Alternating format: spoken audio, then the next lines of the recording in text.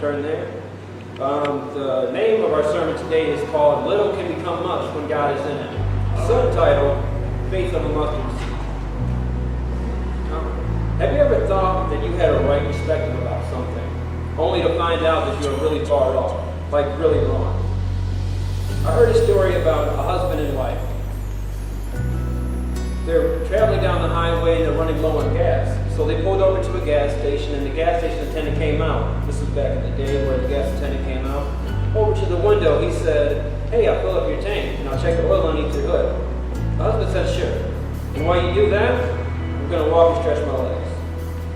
So he went away, and when he came back, the wife and the gas station attendant were having this really intense conversation. So he walked over, gave the guy a funny look, paid the gas attendant, they got back in the car and they drove away. Finally, the husband looked at the wife and said, "Honey, what were you talking to the gas station attendant about?"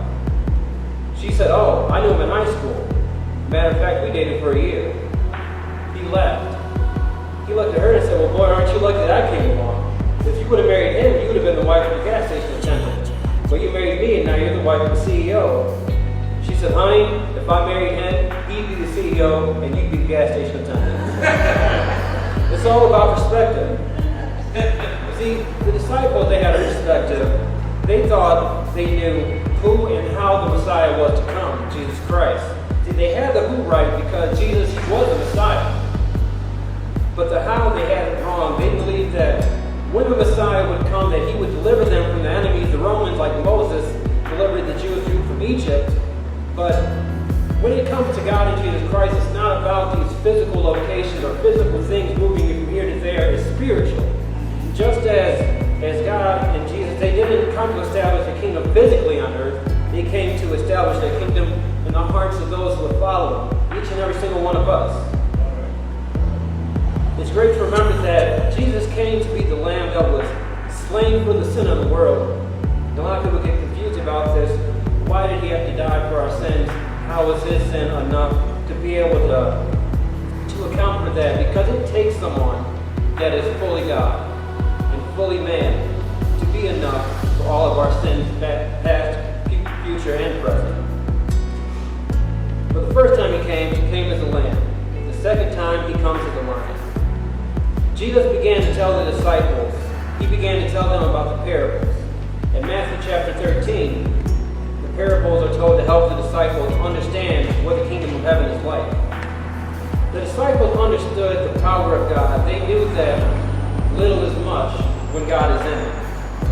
In 1 Samuel chapter 17, we read a story of one young boy named David who defeats a giant, a behemoth of a man with one small stone.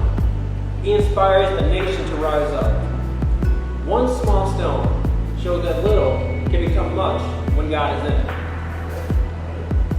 Judges chapter 3 speaks of one man who fearlessly kills 600 well-armed enemies with a stick. Imagine one man against a 600-person strong opposition. His act began a revolution. Just one man. Little can become much when God is in it. Pastor Nick previously went over this in the book of Esther, chapter 5 through chapter 8. We read the story of how Esther, a woman of influence, risked her life and saved her people from destruction. Little can become much when God is in it. Judges chapter 6, we read the story of one fearful man, Gideon. With just 300 men, he defeats an enemy of 120,000 soldiers. Not even half as many as they had. But still, because he had faith, a little bit became much when God is in it. And finally, chapter 3, it tells us the story of three young men, Shadrach, Meshach, and Abednego, taken from a conquered country. Against all odds, they rose to lead a new nation. Little become much when God is in it.